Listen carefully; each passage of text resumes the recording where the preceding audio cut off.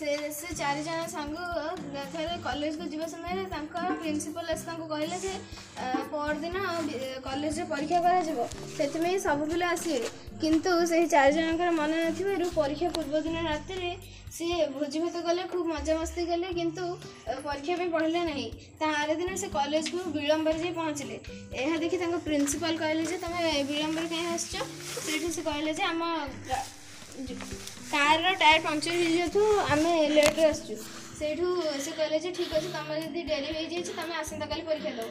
से तो परीक्षा देवा राति सारा पढ़ले जो से दिन परीक्षा देवा गले से प्रिंसिपल कहले तुम चार जन सांग चारोटी अलग कोठरी बस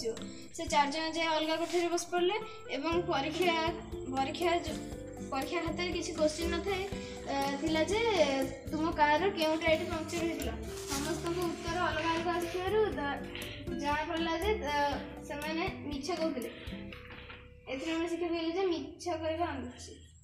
मिछ कहले दिने दिने धरा भी पड़ो नहीं। अच्छा अच्छा।